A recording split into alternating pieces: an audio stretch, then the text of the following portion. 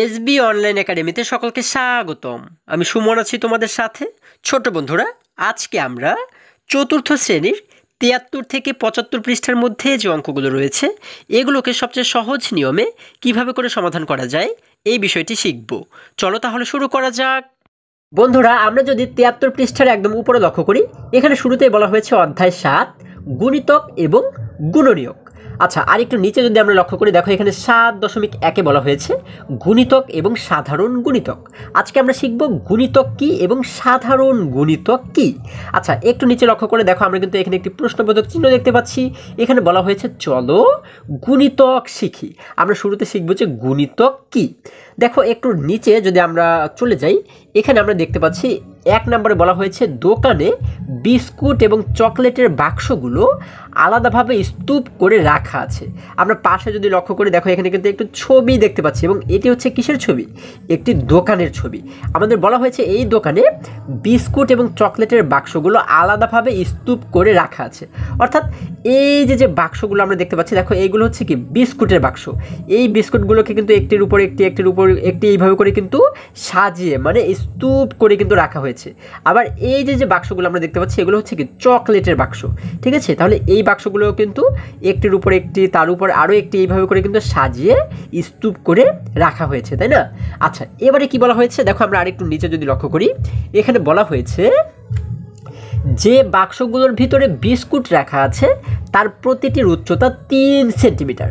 অর্থাৎ আমরা যদি ধরে নিই যে এই বাক্সগুলোর মধ্যে বিস্কুট রাখা হয়েছে, হ্যাঁ, তাহলে এই একটি বাক্সের উচ্চতা হচ্ছে ৩ সেন্টিমিটার। মানে এই নিচে যে বাক্সটি রয়েছে এটির উচ্চতা ৩ সেন্টিমিটার, তার উপরে যেটি রয়েছে তার উচ্চতাও ৩ সেন্টিমিটার, তার উপরে যেটি রয়েছে তার উচ্চতাও ৩ সেন্টিমিটার। এইভাবে করে যতগুলো বাক্স রয়েছে প্রত্যেকটির উচ্চতা হচ্ছে ৩ সেন্টিমিটার, ৩ সেন্টিমিটার, ৩ সেন্টিমিটার, এইভাবে করে কিন্তু একটির উচ্চতা। ঠিক আছে, আচ্ছা, এখন বলা হয়েছে কি বাক্সের সংখ্যা এবং স্তূপ করে রাখার ফলে তাদের মধ্যকার সম্পর্ক নির্ণয় করা যাক।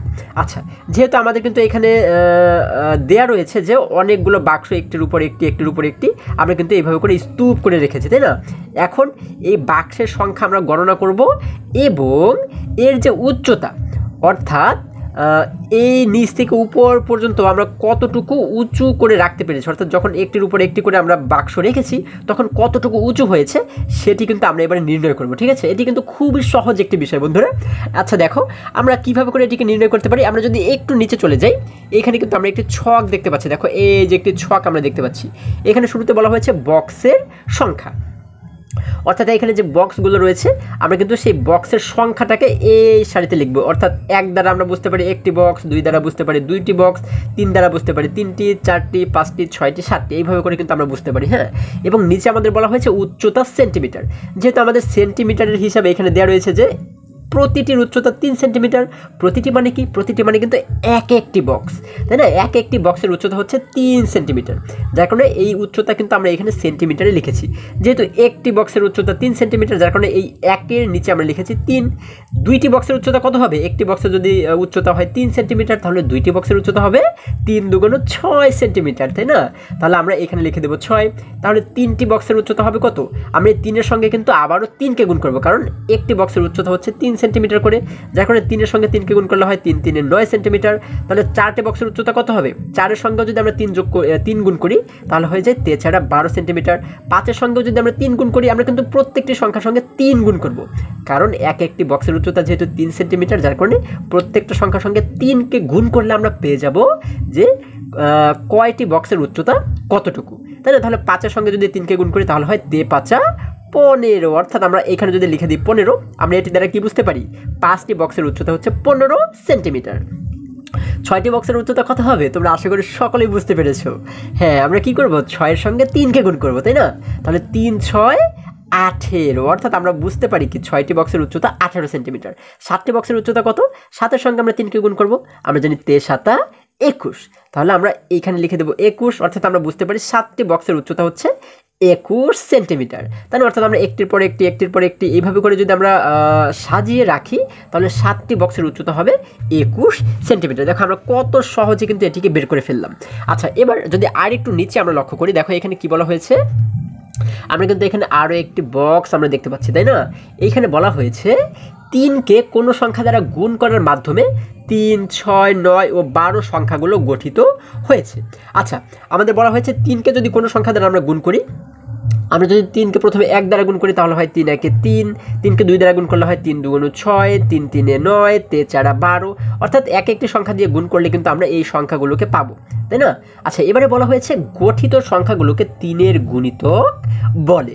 আচ্ছা, এটি কিন্তু খুবই সহজ একটি বিষয়, আমরা কিন্তু অলরেডি বুঝতে পেরেছি যে 3-এর গুণিতক কী। আমরা যদি আরও সহজভাবে আমরা এটিকে যদি বুঝতে চাই তাহলে আমরা কি বলতে পারি, 3-এর ঘরের যে নামতা সেটিকেই কিন্তু 3-এর গুণিতক বলে। যেমন দেখো, 3 একে 3, 3 দুগুণ 6, 3 তিনে 9, 3 চারা 12, 3 পাঁচা 15, 3 6 18, 3 সাতা 21। এইভাবে করে 3-এর যে নামতাগুলো রয়েছে, 3-এর ঘরের যে নামতাগুলো রয়েছে, এগুলোকেই কিন্তু আমরা বলতে পারি 3-এর গুণিতক। তবে এখানে একটি বিষয় আমাদের বোঝা রয়েছে, সেটি হচ্ছে আমরা যখন 3-এর ঘরের নামতা পড়ি আমরা কোন পর্যন্ত গিয়ে থামি, আমরা পড়ি হচ্ছে 3 10 30, আমরা পড়ি 3 10 30, এই পর্যন্ত গিয়ে কিন্তু আমরা থামি, তাই না? কিন্তু এই যে 3-এর গুণিতক, এই 3-এর গুণিতক কিন্তু 30 পর্যন্ত গিয়েই থেমে থাকবে না, ঠিক আছে? ও কিন্তু আরও অনেক অনেক অনেক অনেক সংখ্যা পর্যন্ত যাবে, ঠিক আছে? এবং অনেক সংখ্যা পর্যন্ত যাবে। হ্যাঁ, কীভাবে? কারণ 3-এর সঙ্গে 10কে গুণ করলে হয় 3 10 30, 3-এর সঙ্গে 11কে গুণ করলে হবে 3 11 33, 3-এর সঙ্গে 12কে গুণ করলে হবে 3 12 36। এইভাবে করে আমরা 3-এর সঙ্গে যাকেই গুণ করবো না কেন, যে সংখ্যাটি পাবো আমরা গুণ করে, সেটিকেই কিন্তু আমরা 3-এর গুণিতক বলতে পারি, ঠিক আছে? আশা করি সকলেই তোমরা বুঝতে পেরেছো। তবে সাধারণভাবে বুঝতে গেলে আমরা কীভাবে বলতে পারি, আমরা বলতে পারি হচ্ছে 3-এর ঘরে যে নামতাগুলো রয়েছে সেগুলোই হচ্ছে 3-এর গুণিতক, ঠিক আছে? গুণিতক মানেই হচ্ছে নামতা। আমরা এটিকে যদি মনে রাখি তাহলে আমাদের জন্য সুবিধা হবে। গুণিতক মানেই হচ্ছে নামতা। তাহলে যদি বলা হয় 2-এর গুণিতক তোমরা বের করো, 2-এর 5টি গুণিতক বের করো, তখন তুমি কী করবে? 2-এর ঘরে যে নামতা রয়েছে, 2 একে 2, 2 দুগুণ 4, 3 দুগুণ 6, 4 দুগুণ 8, 5 দুগুণ 10। এই দেখো, এখানে আমরা কতটি গুণিতক বের করলাম? 1টি 2টি 3টি 4টি 5টি। এই দেখো, আমাদের 5টি গুণিতক কিন্তু বের করা হয়ে গেল। যেহেতু 2-এর গুণিতক বের করেছি, তার মানে আমরা কীভাবে করে বের করেছি? 2-এর ঘরের নামতা পড়ে কিন্তু এটিকে বের করেছি। গুণিতক মানেই হচ্ছে নামতা। আচ্ছা, এবারে এইখানে আরও একটি কথা বলা হয়েছে, সেটি হচ্ছে 3-এর গুণিতক 3 দ্বারা নিঃশেষে বিভাজ্য। অর্থাৎ এই কথাটা দ্বারা আমাদের বোঝানো হয়েছে 3-এর যে গুণিতকগুলো রয়েছে, দেখো এইগুলো হচ্ছে কি 3-এর গুণিতক। এই প্রত্যেকটি সংখ্যাকে আমরা 3 দ্বারা ভাগ করতে পারবো, এবং ভাগ করলে কোনো ভাগশেষ থাকবে না, ঠিক আছে? যখন কোনো ভাগশেষ না থাকে তখন সেটিকে বলা হয় নিঃশেষে বিভাজ্য, ঠিক আছে? যেমন 3 দ্বারা যদি আমরা 15কে ভাগ করি, 3 দ্বারা যদি আমরা 15কে ভাগ করি তাহলে কয়বার ভাগ যাবে? আমরা জানি 3 5 15। এখন এই 15 থেকে নিচের 15কে বিয়োগ করলে কিন্তু আর কিছুই থাকবে না, মানে এখানে কিন্তু শূন্য থাকবে, তাই না? আচ্ছা, তাহলে এই যে শূন্য পাচ্ছি আমরা, মানে কিছুই নেই, তাই না? যার কারণে এটিকে বলা হয় হচ্ছে নিঃশেষে বিভাজ্য। যখন ভাগ করার পরে কিছুই অবশিষ্ট না থাকে তখন সেটিকে বলা হয় নিঃশেষে বিভাজ্য। অর্থাৎ 3-এর ঘরের যতগুলো আমরা 3-এর গুণিতক বের করবো না কেন, প্রত্যেকটি গুণিতককেই কিন্তু আমরা 3 দ্বারা ভাগ করতে পারবো এবং সেখানে কোনো ভাগশেষ থাকবে না, ঠিক আছে? আশা করি সকলেই তোমরা বুঝতে পেরেছো। এবার যদি আমরা আরেকটু নিচে চলে যাই, দেখো এখানে আমরা কিন্তু একটি ছেলে শিশুকে দেখতে পাচ্ছি। সে বলেছে 3-এর গুণিতকগুলো হলো, আচ্ছা 3-এর গুণিতক কী কী? 3-এর সঙ্গে আমরা প্রথমে 1কে গুণ করলাম, 3 একে 3, এই 3 হচ্ছে একটি গুণিতক। 3-এর সঙ্গে 2কে গুণ করলে হয় 3 দুগুণ 6, এটি একটি গুণিতক। 3-এর সঙ্গে 3কে গুণ করলে হয় 3 3 9, এটি একটি গুণিতক। এবং আরও অনেক সংখ্যা, অর্থাৎ 3-এর সঙ্গে 4কে গুণ করলে হবে 3 4 12, 3-এর সঙ্গে 5কে গুণ করলে হবে 3 5 15, এগুলো প্রত্যেকটাই কি এক একটি গুণিতক। আচ্ছা, এইখানে যদি আমরা লক্ষ্য করি, এখানে বলা হয়েছে 3-এর গুণিতক। 3-এর গুণিতক কী কী আমরা পেয়েছি?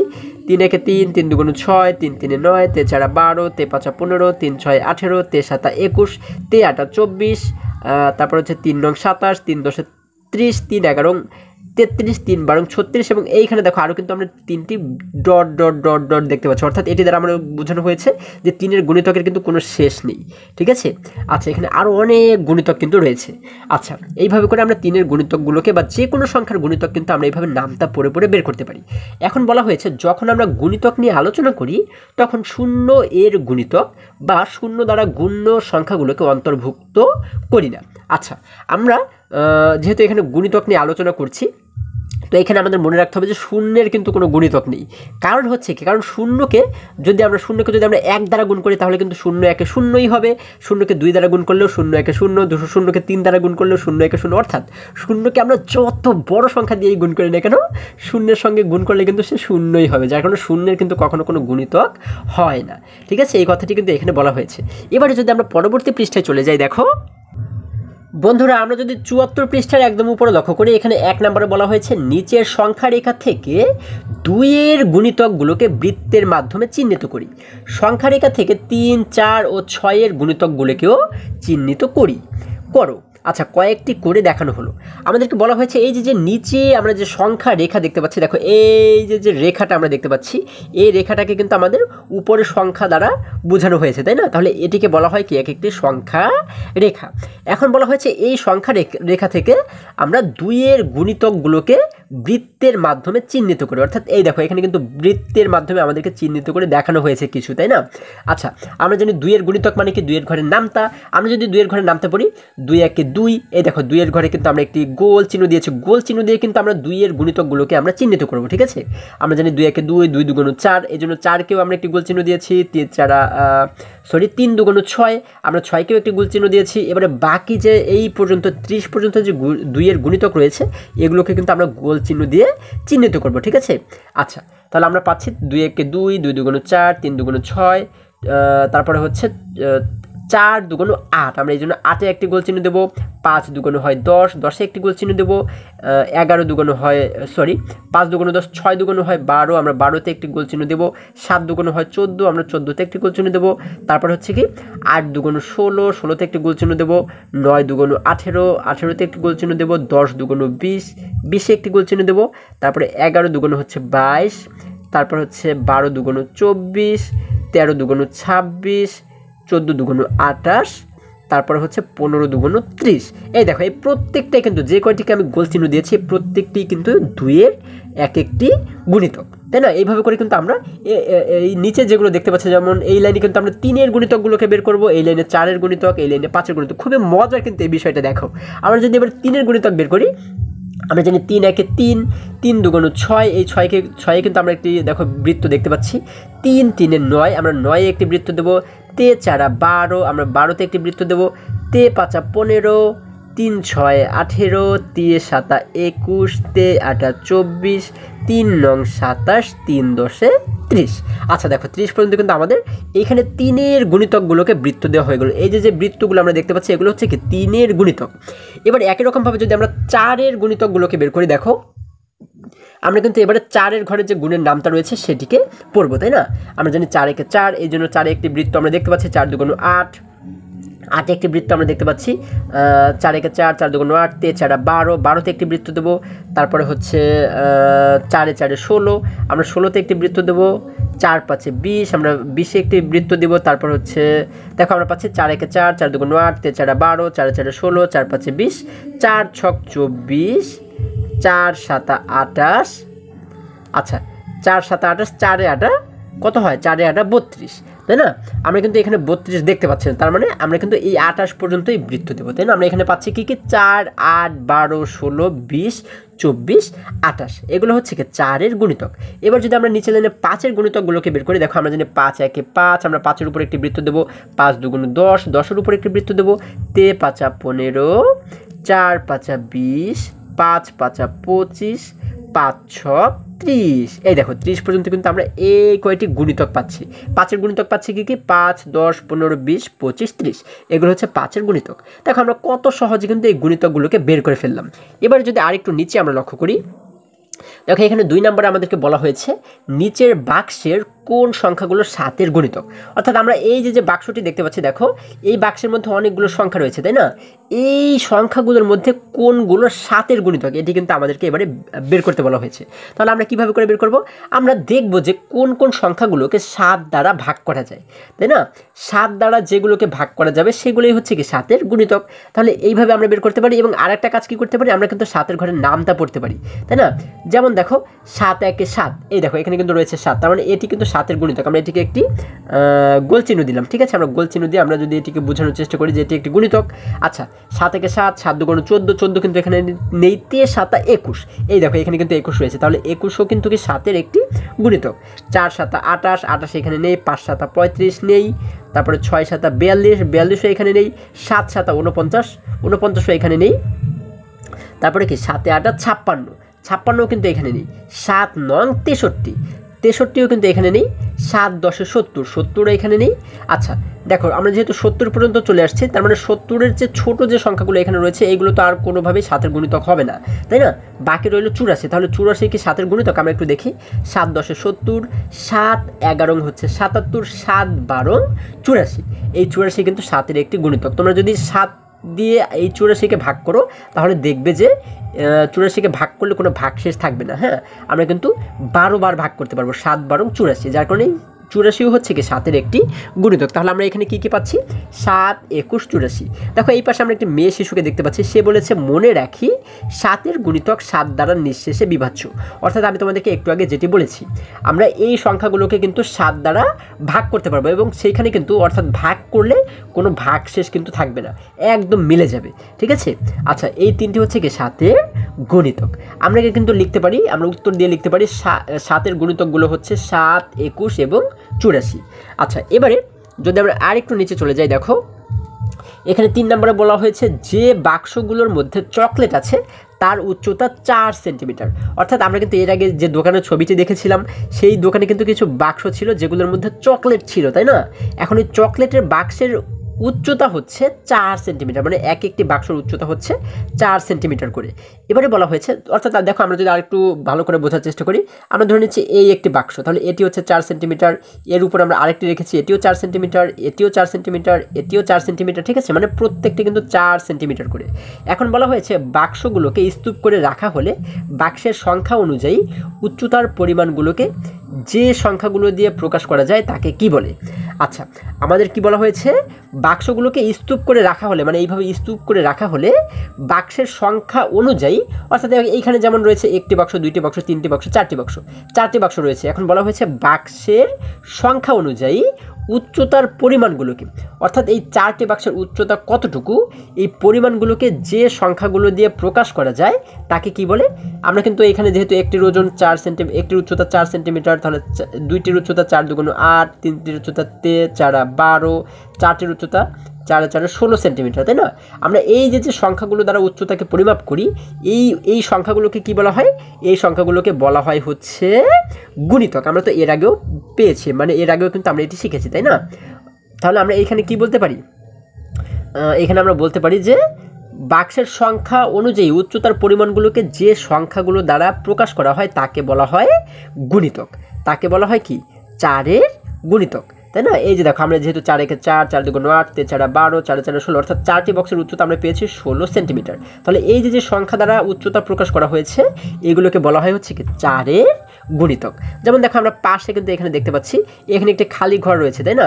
এবং নিচে কিন্তু আমরা অনেকগুলো সংখ্যা দেখতে পাচ্ছি, এগুলো হচ্ছে কি দেখো এই সংখ্যাগুলো কিন্তু 4-এর গুণিতক। অর্থাৎ 4-এর ঘরের নামটা যদি আমরা পড়ি, 4 একে 4, 4 দুগুণ 8, 4 4 12, 4 4 16, 4 5 20, 4 6 24, 4 7 28, 4 8 32, 4 9 36, 4 10 40, 4 11 44, 4 12 48। তাহলে এখানে আরও কিন্তু অনেক গুণিতক রয়েছে, এগুলো হচ্ছে কি প্রত্যেকটি 4-এর গুণিতক। তাহলে এই খালি ঘরে আমরা কি লিখতে পারি? আমরা লিখতে পারি 4-এর গুণিতক, 4-এর গুণিতক। আমরা লিখতে পারি 4-এর গুণিতক, এগুলো হচ্ছে কি 4-এর গুণিতক। এবার যদি আমরা আরও নিচে চলে যাই, দেখো এখানে 2 নম্বরে বলা হয়েছে যদি 3 সেন্টিমিটার উচ্চতার বিস্কুটের বাক্সগুলো ও 4 সেন্টিমিটার উচ্চতার চকলেটের বাক্সগুলোকে আলাদাভাবে স্তূপ করতে থাকি তবে কখন স্তূপগুলোর উচ্চতা সমান হবে? আচ্ছা এখানে আমাদের বলা হয়েছে আমাদের কিন্তু কিছু বিস্কুট ছিল, কিছু বক্স ছিল যেগুলোর মধ্যে বিস্কুট ছিল, তাই না? আবার কিছু বক্স ছিল যেগুলোর মধ্যে চকলেট ছিল। এখন আমরা কি করলাম, এই সারিতে ধরো আমরা ধরে নিচ্ছি কি বিস্কুটগুলোকে আমরা সাজালাম, হ্যাঁ, একটির উপরে আরেকটি, একটির উপরে আরেকটি, এইভাবে করে বিস্কুটের বক্সগুলোকে কিন্তু আমরা সাজালাম। এবং এই প্রত্যেকটি বক্সের উচ্চতা কতটুকু? 3 সেন্টিমিটার করে। কিন্তু আমাদের কিন্তু আগেও বলা হয়েছে, আবার এইখানেও বলা হয়েছে যে 3 সেন্টিমিটার উচ্চতার বিস্কুটের বক্সগুলো, তাই না? অর্থাৎ এই প্রত্যেকটি বক্সের উচ্চতা হচ্ছে কি 3 সেন্টিমিটার করে। এটিও 3 সেন্টিমিটার, এটিও 3, এটিও 3, এটিও 3, এভাবে প্রত্যেকটি কিন্তু 3 সেন্টিমিটার করে। আবার পাশে আমরা কি করেছি, পাশে কিন্তু আমরা চকলেটের যে বক্সগুলো ছিল সেগুলোকে কিন্তু এখানে সাজিয়েছি। এবং চকলেটের বক্সের উচ্চতা কত? 4 সেন্টিমিটার উচ্চতার চকলেটের বক্স, এটি কিন্তু বলা হয়েছে। তার মানে এক একটি চকলেটের বক্সের উচ্চতা হচ্ছে 4 সেন্টিমিটার। তার মানে এটি 4 সেন্টিমিটার, এটিও 4 সেন্টিমিটার, এটিও 4 সেন্টিমিটার, এভাবে প্রত্যেকটি কিন্তু 4 সেন্টিমিটার করে, তাই না? এখন বলা হয়েছে এইভাবে করে যদি আমরা বিস্কুট এবং চকলেটকে যদি সাজাই তাহলে কখন স্তূপগুলোর উচ্চতা সমান হবে, মানে কোন উচ্চতায় গিয়ে দুটি সমান হয়ে যাবে। যেমন দেখো, এটিকে আমরা যখন সমাধান করব তখন আরও সুন্দরভাবে বুঝতে পারবে। যেমন আমরা যদি এটিকে একটু সমাধান করি, দেখো আমরা জানি যে যেহেতু বলা হয়েছে বিস্কুটের এক একটি বিস্কুটের বাক্সের উচ্চতা হচ্ছে 3 সেন্টিমিটার, তাই না? তাহলে এটি যদি হয় 3, এটি হবে কত? এটি হবে 6, এটি হবে 3 একে 3, 3 দুগুণে 6, 3 3 9, তে 4 12, তে 5 15, 3 6 18, তে 7 21, তে 8 24, তারপর হচ্ছে কি 3 9 27। আচ্ছা, তাহলে আমরা কিন্তু দেখো এক একটি বক্সের উচ্চতা কতটুকু সেটি কিন্তু আমরা পেয়ে যাচ্ছি, তাই না? এই প্রথম বক্সের উচ্চতা হচ্ছে 3 সেন্টিমিটার, তারপরে দুইটি মিলে হয় 6 সেন্টিমিটার, তিনটি মিলে হয় 9 সেন্টিমিটার, চারটি মিলে হয় 12 সেন্টিমিটার। এভাবে করে কিন্তু আমরা সাজালাম। এবার যদি আমরা এই যে চকলেটের বক্সগুলো রয়েছে এগুলোর উচ্চতা যদি একটু বের করি, দেখো একটির উচ্চতা যেহেতু 4 সেন্টিমিটার, তার মানে আমরা প্রথমটাকে বলতে পারি 4 সেন্টিমিটার। তাহলে দুইটির উচ্চতা হবে কি 4 দুগুণ 8 সেন্টিমিটার। এখন কিন্তু আমরা 4-এর ঘরে নামতে পারবো, কারণ এখানে কিন্তু প্রত্যেকটি 4 সেন্টিমিটার করে, তাই না? তাহলে 4 একে 4, 4 দুগুণ 8, তে 4 12, 4 4 16, 4 5 20, 4 6 24, 4 7 28। আচ্ছা, তাহলে দেখো আমরা এইখানে কিন্তু কিছু সংখ্যা পাচ্ছি, এইখানেও কিন্তু কিছু সংখ্যা পাচ্ছি। এখন আমরা যদি লক্ষ্য করি যে কোথায় কোথায় গিয়ে দুটির উচ্চতাই একই রকম হয়েছে। যেমন দেখো এই যে ঘরটি আমরা দেখতে পাচ্ছি, এইখানে এসে কিন্তু এই যে বিস্কুটের বক্স আমরা দেখতে পাচ্ছি, এই বিস্কুটের বক্সের উচ্চতা হয়েছে 12 সেন্টিমিটার। আবার এইখানেও কিন্তু চকলেটের বক্সের উচ্চতা হয়েছে 12 সেন্টিমিটার। এইখানে এসে কিন্তু দুটি সমান হয়েছে। আবার যদি আমরা এইখানে লক্ষ্য করি, দেখো এইখানে কিন্তু আমাদের লাল দাগ দ্বারা বোঝানো হয়েছে। এইখানে কিন্তু আমরা দেখতে পাচ্ছি বিস্কুটের উচ্চতা হয়েছে 24 সেন্টিমিটার, আবার এইখানে চকলেটের উচ্চতাও হয়েছে 24 সেন্টিমিটার। তার মানে এইখানেও সমান, এইখানেও সমান, তাই না? তাহলে আমরা 12-র ঘরে এসে পাচ্ছি সমান হয়েছে দুটি, এবং 24-এর ঘরেও আমরা দেখতে পাচ্ছি সমান হয়েছে দুটি, অর্থাৎ দুটি জায়গাতেই কিন্তু আমরা 24 24 দেখতে পাচ্ছি। আচ্ছা, এখন এই 12 এবং 24 এই দুটিকে কিন্তু আলাদা একটা কিছু বলা হয়, এর কিন্তু আলাদা একটি নাম রয়েছে। সেটি হচ্ছে কি, এবার আমরা শিখবো। দেখো, আচ্ছা আমরা যদি এইখানে লক্ষ্য করি, দেখো এখানে বলা হয়েছে 3-এর গুণিতক। এখানে 3 একে 3, 3 দুগুণ 6, 3 3 9, তে 4 12, হ্যাঁ এইগুলো কিন্তু আমরা এখানে দেখতে পাচ্ছি। দেখো আবার এখানে কিন্তু আমরা 4-এর গুণিতকগুলোকে আমরা দেখতে পাচ্ছি। এখন এই 3-এর গুণিতক এবং 4-এর গুণিতকগুলোর মধ্যে মিল রয়েছে কোথায় কোথায়? আমরা কিন্তু মিল পেয়েছি, 12 রয়েছে, এই দুটির মধ্যেই 12 রয়েছে, আবার দুটির মধ্যে 24 রয়েছে, তাই না? এখন আমরা যদি আরও বড় করতাম এটিকে, দেখো আমরা যদি এটিকে আরও বড় করতাম, এটিকেও আরও বড় করতাম, তাহলে কিন্তু এই 12 24-এর মতো কিন্তু আরও কিছু সংখ্যা আমরা পেতাম, তাই না? আচ্ছা, যদি আমরা এই চিত্রটিকে লক্ষ্য করি, দেখো এইখানে আমরা এই গুণিতকগুলোকে যখন বের করলাম তখন আমরা কোন কোন সংখ্যাগুলো একই পাচ্ছি? আমরা 3-এর ঘরেও পাচ্ছি 12, 4-এর ঘরেও পাচ্ছি 12, আবার 3-এর ঘরেও পাচ্ছে 24, 4-এর ঘরেও পাচ্ছে 24, 3-এর ঘরেও পাচ্ছে 36, 4-এর ঘরেও পাচ্ছে 36। ঠিক এইটির মতো দেখো এই 12 কিন্তু আমরা দুটি ঘরেই পাচ্ছি, আবার 24ও কিন্তু দুটি ঘরেই আমরা পাচ্ছি। তাহলে যে সমস্ত গুণিতকগুলোর মধ্যে মিল থাকবে, এই প্রত্যেকটি সংখ্যাই কি এক একটি গুণিতক, তাই না? 3-এর এবং 4-এর গুণিতক। এখন 3 এবং 4-এর গুণিতকের মধ্যে যে সমস্ত সংখ্যাগুলোর মিল রয়েছে এইগুলোর কিন্তু আলাদা একটি নাম রয়েছে। যেমন এখানে মিল রয়েছে কি 12, 24 এবং 36, এই তিনটির কিন্তু মিল রয়েছে, তাই না? তাহলে এগুলোকে বলা হয় কি? এগুলোকে বলা হয় হচ্ছে সাধারণ গুণিতক, ঠিক আছে? এই প্রত্যেকটিকে কিন্তু আমরা এক একটি গুণিতক বলতে পারি, কিন্তু এই 3 এবং 4 এই দুটির গুণিতকগুলোর মধ্যে যে সংখ্যাগুলোর মিল রয়েছে, ঠিক আছে, এই সংখ্যাগুলোকে বলা হয় হচ্ছে সাধারণ গুণিতক। অর্থাৎ 3 এবং 4-এর সাধারণ গুণিতক আমরা কি বলতে পারি? 12, 24, 36, এগুলো হচ্ছে কি 3 এবং 4-এর সাধারণ গুণিতক, ঠিক আছে? আচ্ছা, তাহলে এবারে যদি আমরা আরেকটু নিচে লক্ষ্য করি, দেখো এইখানে এই যে ছেলে শিশুটিকে আমরা দেখতে পাচ্ছি, সে বলেছে বেশ আমরা 3 এবং 4 উভয়ের গুণিতক ব্যবহার করে উত্তরটি বের করতে পারি। উচ্চতা সমান হবে যখন স্তূপ দুইটির উচ্চতা হবে 12 সেন্টিমিটার, 24 সেন্টিমিটার, 36 সেন্টিমিটার। অর্থাৎ দেখো এই যে উচ্চতার আমরা যে চিত্রটি অঙ্কন করেছি, এই 12 সেন্টিমিটারে গিয়ে কিন্তু দুটি সমান হবে, আবার 24 সেন্টিমিটারে গিয়েও কিন্তু দুটি সমান হবে, তাই না? আবার 36 আমরা যদি আরও এখানে অঙ্কন করতাম তাহলে 36 সেন্টিমিটারে গিয়েও কিন্তু এই দুটি সমান হতো। আচ্ছা, তাহলে এই কথাটি কিন্তু এখানে আমাদেরকে বলা হয়েছে। এবার যদি আমরা পরবর্তী পৃষ্ঠায় চলে যাই, বন্ধুরা আমরা যদি ৭৫ পৃষ্ঠার উপরে লক্ষ্য করি, এখানে বলা হয়েছে যে সংখ্যাগুলো ৩ ও ৪ উভয়েরই গুণিতক সে সংখ্যাগুলোকে ৩ ও ৪-এর সাধারণ গুণিতক বলে। আমি তোমাদেরকে একটু আগে যে বিষয়টি বলেছি, আমরা কিন্তু ৩-এর ঘরেও ১২ পেয়েছি, আবার ৪-এর গুণিতকের মধ্যেও কিন্তু ১২ পেয়েছি, আবার ৩-এর গুণিতকের মধ্যেও আমরা ২৪ পেয়েছি, ৪-এর গুণিতকের মধ্যেও কিন্তু আমরা ২৪ পেয়েছি, তাই না? তাহলে এইগুলোর মধ্যে কিন্তু মিল রয়েছে, ১২, ২৪, ৩৬ এইগুলোর মধ্যে কিন্তু মিল রয়েছে, তাই না? তাহলে এই ১২, ২৪, ৩৬ এগুলোকে বলা হয় কি ৩ এবং ৪-এর সাধারণ গুণিতক। যেগুলোর মধ্যে মিল রয়েছে, আবারও বোঝার চেষ্টা করো, সেগুলোকে বলা হয় হচ্ছে সাধারণ গুণিতক। এবং অন্যান্য সংখ্যাগুলোকে কিন্তু আমরা শুধুমাত্র গুণিতক বলতে পারি। আর যেগুলো মিল রয়েছে, অর্থাৎ দুটির মধ্যেই যে সংখ্যাগুলো রয়েছে, এগুলোকে আমরা বলতে পারি হচ্ছে সাধারণ গুণিতক। ৩ ও ৪-এর সাধারণ গুণিতকগুলো হচ্ছে ১২, ২৪, ৩৬ এবং আরও অনেক সংখ্যা। আচ্ছা, আমরা তো মাত্র ৩টিকে বের করেছি, এর বাইরে কিন্তু আরও অনেক সংখ্যা রয়েছে। আচ্ছা, এবারে যদি আমরা ৩ নম্বরে লক্ষ্য করি, এখানে বলা হয়েছে ৬ ও ৮-এর সাধারণ গুণিতক বের করি। এবার আমাদের ৬ এবং ৮-এর যে সাধারণ গুণিতক, সেটিকে কিন্তু আমাদের বের করতে বলা হয়েছে। আমরা কীভাবে বের করব? আমরা শুরুতে ৬-এর গুণিতকগুলোকে বের করব, তারপরে ৮-এর গুণিতকগুলোকে বের করব, তারপরে দেখব যে এই দুই ঘরের গুণিতকগুলোর মধ্যে কোনগুলোর মিল রয়েছে। যে সংখ্যাগুলোর মিল থাকবে সেগুলোই হচ্ছে কি সাধারণ গুণিতক। দেখো এখানে আমরা যে ছেলে শিশুটিকে দেখতে পাচ্ছি, সে বলেছে চলো নিচের ধারণা দুইটি তুলনা করি। আচ্ছা, আমরা কিন্তু নিচে দেখো এখানে দেখতে পাচ্ছি মৌসুমী, এই মেয়েটির নাম কি? মেয়ে শিশুটির নাম হচ্ছে মৌসুমী। মৌসুমীর ধারণা অনুযায়ী যদি দেখো আমরা এখানে লক্ষ্য করি, মৌসুমী বলেছে ৬-এর গুণিতক। ৬-এর গুণিতকগুলো কি? আমরা যদি ৬-এর ঘরের নামতে পড়ি, তাহলে আমরা পাবো ৬ একে ৬, ৬ দুগুণে ১২, ৩ ৬ ১৮, ৪ ছক ২৪, ৫ ছক ৩০, ৬ ৬ ৩৬, ৬ ৭ ৪২, ৬ ৮ ৪৮। এগুলো হচ্ছে কি? এবং আরও এখানে ডট ডট দেখতে পাচ্ছি, এটির দ্বারা বোঝানো হচ্ছে এখানে কিন্তু আরও অনেক ৬-এর গুণিতক রয়েছে, তাই না? আচ্ছা, এবারে নিচে আমরা কি করেছি? ৮-এর গুণিতক বের করেছি। আমাদের কিন্তু বলা হয়েছিল কি ৬ এবং ৮-এর গুণিতক সাধারণ গুণিতক বের করতে, তাই না? তাহলে ৮-এর গুণিতক যদি আমরা বের করি, আমরা কীভাবে করে বের করব? ৮ একে ৮, ৮ দুগুণে ১৬, ৩ ৮ ২৪, ৪ ৮ ৩২, ৫ ৮ ৪০, ৬ ৮ ৪৮, ৭ ৮ ৫৬, ৮ ৮ ৬৪, ৮ নং ৭২ এবং আরও অনেক গুণিতক কিন্তু এখানে রয়েছে। এখন এইগুলোর মধ্যে সাধারণ গুণিতকটিকে আমরা কিভাবে করে বের করব? সাধারণ গুণিতক মানে হচ্ছে কি, যে সংখ্যাগুলো এই উপরের লাইনেও আছে আবার নিচের লাইনেও আছে, সেই সংখ্যাগুলোকে বলা হয় হচ্ছে সাধারণ গুণিতক। যেমন আমরা দেখতে পাচ্ছি এখানে ৬ রয়েছে, নিচে কিন্তু ৬ নেই, এখানে ১২ রয়েছে, নিচে কিন্তু ১২ নেই। তাহলে মিল রয়েছে কোন কোন সংখ্যার? এখানে ২৪ রয়েছে, নিচেও ২৪ রয়েছে, এখানে ৪৮ রয়েছে, নিচেও ৪৮ রয়েছে। তাহলে এই সংখ্যাগুলো কিন্তু উপরে নিচে সব জায়গাতেই আছে, তাই না? যার কারণে কিন্তু আমরা ৬ এবং ৮-এর গুণিতক বলতে, সাধারণ গুণিতক বলতে পারি কোনগুলোকে?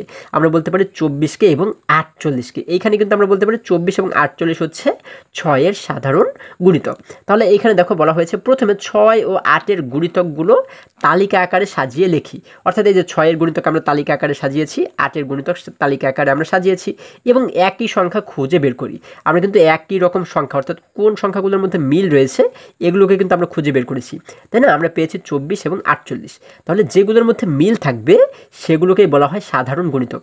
আমরা বলতে পারি ৬ এবং ৮-এর সাধারণ গুণিতক হচ্ছে ২৪ এবং ৪৮। ঠিক আছে, খুবই সহজ কিন্তু। আচ্ছা, এবারে আমরা আরেকটি ধারণা যদি দেখি, দেখো এখানে আমরা দেখতে পাচ্ছি তামিমের ধারণা অনুযায়ী যদি আমরা লক্ষ্য করি, তামিম কী করেছে? ৮-এর গুণিতক শুরুতে বের করেছে। ৮ একে ৮, ৮ দুগুণে ১৬, ৩ ৮ ২৪, ৪ ৮ ৩২, ৫ ৮ ৪০, ৬ ৮ ৪৮, ৭ ৮ ৫৬, ৮ ৮ ৬৪, ৮ নং ৭২।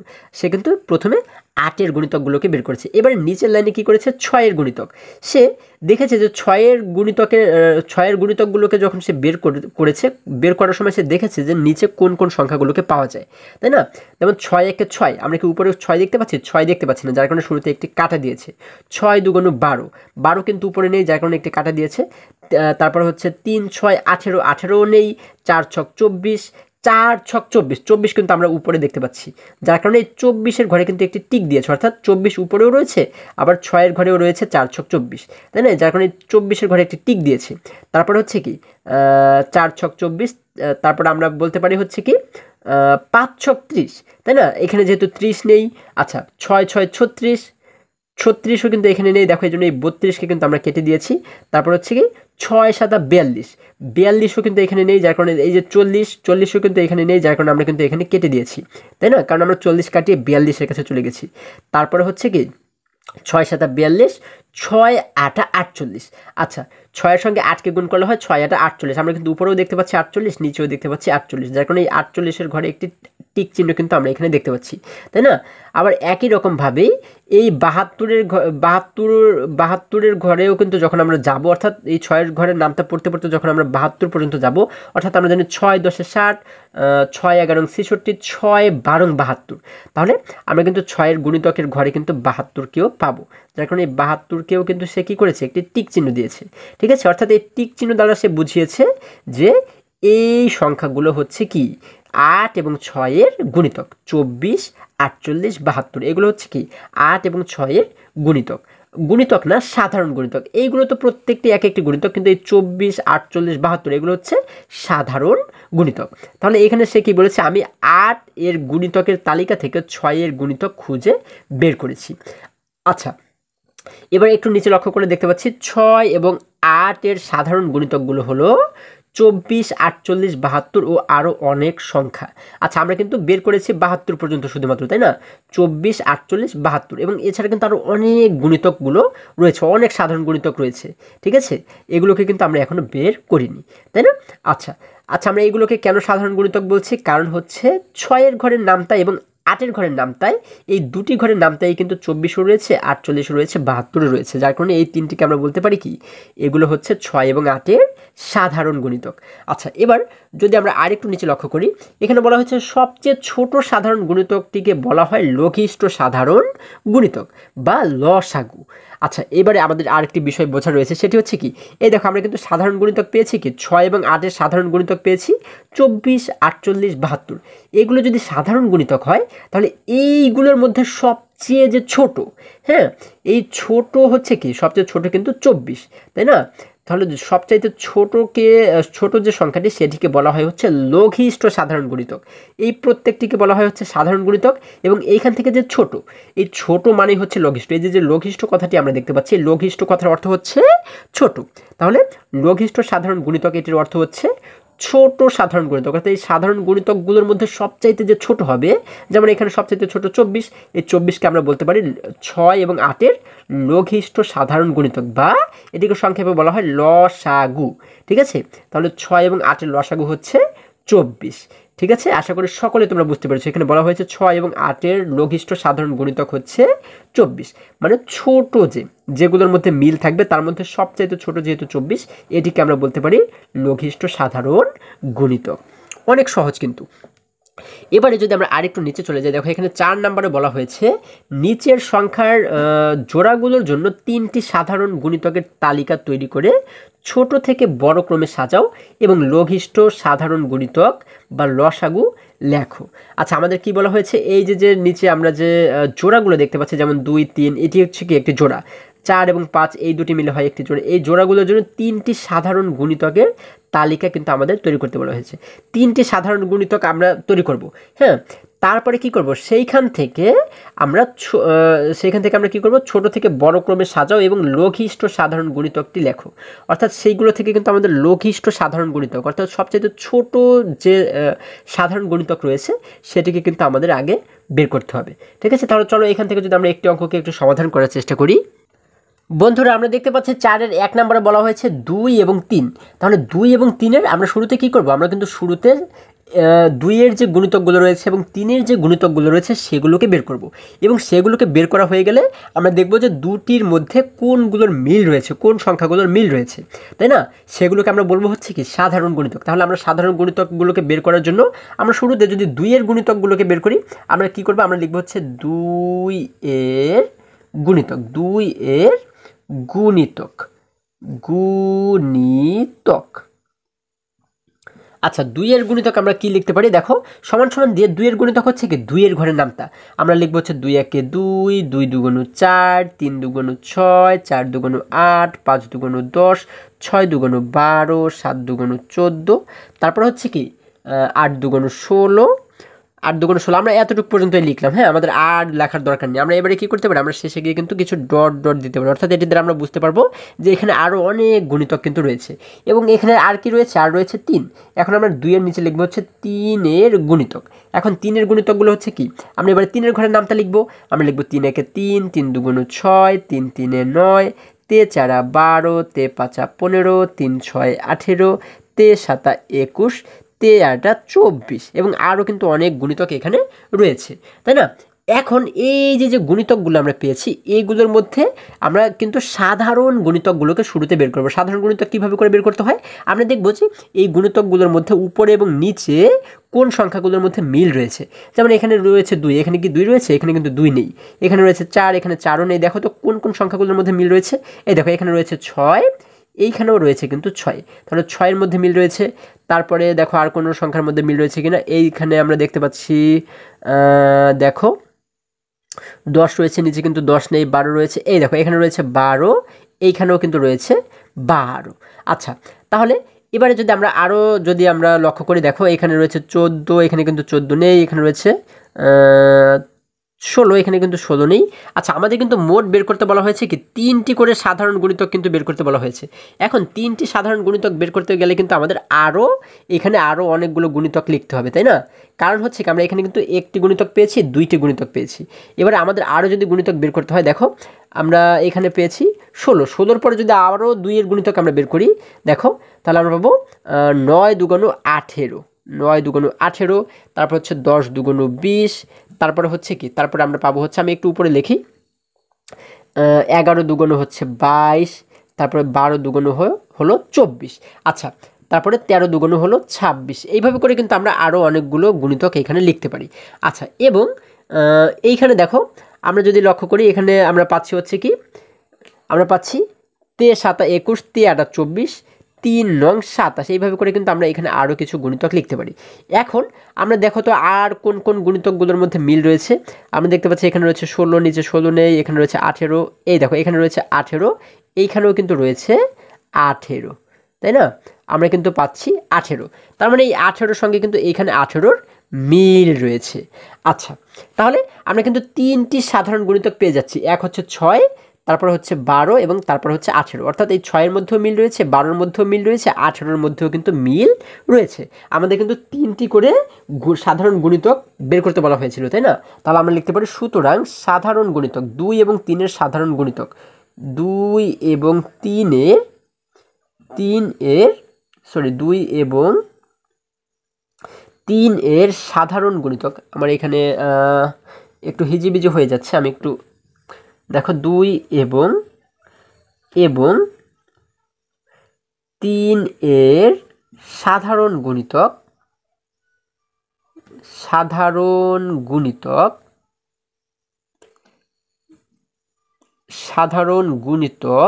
সমান সমান আমরা কি কি সাধারণ গুণিতক পাচ্ছি? 6 পাচ্ছি, তারপরে পাচ্ছি হচ্ছে 12, তারপরে পাচ্ছি হচ্ছে 18, তাই না? এবং এখানে কিন্তু 24ও রয়েছে, দেখো এখানেও 24 রয়েছে, নিচেও কিন্তু 24 রয়েছে। আমরা কিন্তু এগুলোকেও লিখতে পারি। যেহেতু আমাদের 3টি সাধারণ গুণিতক বের করতে বলা হয়েছে, আমাদের কিন্তু 3টি বের করা হয়ে গেল, 6, 12, 18। এগুলো হচ্ছে সাধারণ গুণিতক। এখন আমাদের এইখান থেকে বের করতে বলা হয়েছে কি, এখান থেকে বের করতে বলা হয়েছে লসাগু, অর্থাৎ লঘিষ্ঠ সাধারণ গুণিতক কিন্তু আমাদেরকে বের করতে বলা হয়েছে। আমরা কিন্তু এর আগেও শিখেছি যে লঘিষ্ঠ কথার অর্থ হচ্ছে ছোট। তাহলে এই সাধারণ গুণিতকগুলোর মধ্যে সবচাইতে যে ছোট সেটিকেই বলা হয় হচ্ছে লঘিষ্ঠ সাধারণ গুণিতক। এর মধ্যে কিন্তু সবচাইতে ছোট হচ্ছে 6, তাই না? 6, 12, 18, এর মধ্যে সবচেয়ে ছোট হচ্ছে 6, যার কারণে এই 6কেই কিন্তু আমরা বলতে পারি লঘিষ্ঠ সাধারণ গুণিতক, অর্থাৎ লসাগু। তাহলে আমরা এখানে লিখতে পারি সুতরাং লসাগু আমরা লসাগু কিন্তু সংক্ষেপে লিখতে পারি, তাই না? লসাগু সমান সমান কত? আমরা লসাগু পাচ্ছি হচ্ছে এখানে 6, কারণ 6 হচ্ছে কি সবচাইতে ছোট। লসাগু কথার অর্থ কি লঘিষ্ঠ সাধারণ গুণিতক। তাহলে লঘিষ্ঠ সাধারণ গুণিতক পাচ্ছি আমরা 6। এটি হচ্ছে কি আমাদের উত্তর, ঠিক আছে? তাহলে এইভাবে করে কিন্তু এই অঙ্কগুলোকে আমরা সমাধান করতে পারি। আশা করি সকলেই তোমরা খুবই সহজে এই অঙ্কটি বুঝতে পেরেছো। এবার যদি আমরা এখান থেকে আরও একটি অঙ্ককে সমাধান করার চেষ্টা করি, দেখো বন্ধুরা, আমরা যদি 3 নম্বর অঙ্কটি লক্ষ্য করি, 3 নম্বরে বলা হয়েছে 10 এবং 5। তাহলে 10 এবং 5-এর যে গুণিতকগুলো রয়েছে সেগুলোকে যদি আমরা শুরুতে বের করি, দেখো আমরা শুরুতে লিখবো হচ্ছে 10-এর গুণিতক। আমরা লিখবো হচ্ছে 10-এর গুণিতক 10-এর গুণিতক সমান সমান 10-এর গুণিতকগুলো হচ্ছে কি কি? আমরা 10-এর ঘরে নামতে পারবো। 10 একে 10, 10 দুগুণ 20, 3 10 30, 4 10 40, 5 10 50, 6 10 60, 7 10 70, এভাবে কিন্তু আরও অনেকগুলো গুণিতক রয়েছে, তাই না? আমরা কিন্তু এখানে ডট ডট দিতে পারি। আচ্ছা, তাহলে 10-এর গুণিতক কিন্তু আমরা অনেকগুলো বের করেছি। এবারে নিচের পাশে রয়েছে 5, এই 5-এর গুণিতক যদি আমরা নিচে বের করি, আমরা লিখব 5-এর গুণিতক। এখন 5-এর গুণিতকগুলো হচ্ছে কি, 5 1 5, 5 2 10, 3 5 15, 4 5 20, 5 5 25, 5 6 30, 5 7 35, 5 8 40। আচ্ছা, এবং আরও কিন্তু অনেক গুণিতক এখানে রয়েছে, তাই না? এই জন্য আমরা ডট ডট দিয়ে দিলাম। এখন আমরা কি করব, এই যে 10-এর গুণিতক এবং 5-এর গুণিতকগুলো বের করেছি, এইখান থেকে কিন্তু আমরা সাধারণ যে গুণিতকগুলো রয়েছে সেগুলোকে বের করব। সাধারণ গুণিতক মানে কি, আমরা দেখব যে উপরে এবং নিচে কোন সংখ্যাগুলোর মধ্যে মিল রয়েছে, তাই না? যেমন দেখো এখানে রয়েছে 10, নিচে 10 রয়েছে, এই দেখো এখানেও কিন্তু রয়েছে 10, এখানে রয়েছে 20, নিচে কি 20 রয়েছে, এই দেখো এখানেও রয়েছে 20, এখানে রয়েছে 30, নিচে কিন্তু এইখানেও রয়েছে 30, তাই না?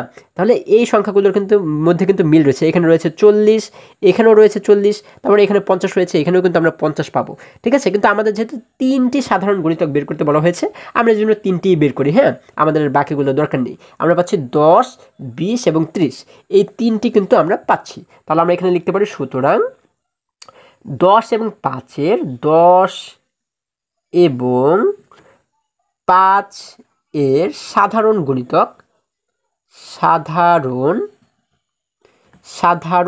গুণিতক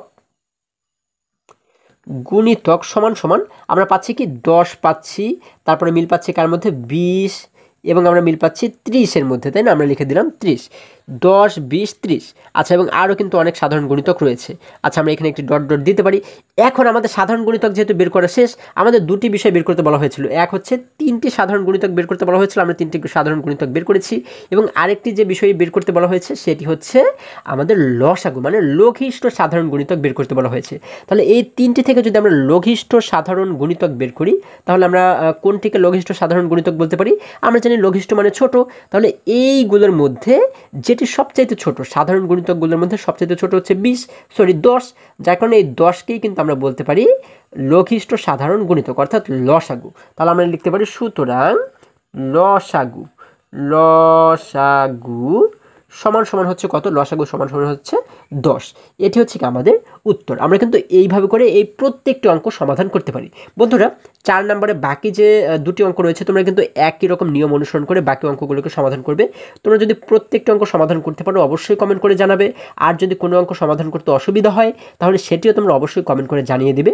আমি চেষ্টা করব তোমাদেরকে সেই অঙ্কগুলো সমাধান করে দেওয়ার জন্য, ঠিক আছে? এরপরে আবারও যদি আমরা বইয়ের কাছে ফিরে যাই, দেখো আমরা একদম নিচে লক্ষ্য করে দেখো, এখানে কিন্তু একটি ছেলে শিশু, একটি মেয়ে শিশুকে আমরা দেখতে পাচ্ছি, তাই না? এখানে ছেলে শিশুটি বলা হয়েছে প্রসঙ্গক্রমে আমরা কি 3টি সাধারণ গুণিতক সেটের জন্য সাধারণ গুণিতক নির্ণয় করতে পারি?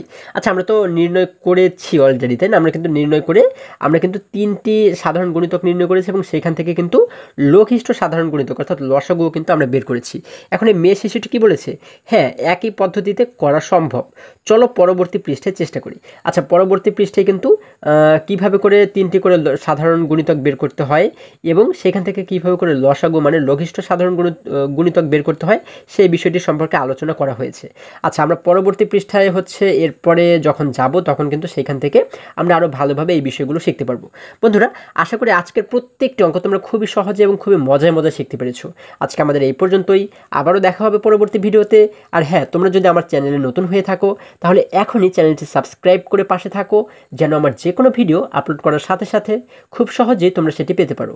এবং 4র্থ শ্রেণীর যে কোনো পৃষ্ঠার সমাধান দেখতে এই সোজা যে লিঙ্কটি দেখতে পাচ্ছ, এই লিঙ্কে প্রবেশ করে যে কোনো মুহূর্তে যে কোনো পৃষ্ঠার সমাধান তোমরা চাইলে দেখে নিতে পারো। সকলে ভালো থাকো, সুস্থ সবল থাকো, এই কামনা করে শেষ করছি। ধন্যবাদ সকলকে।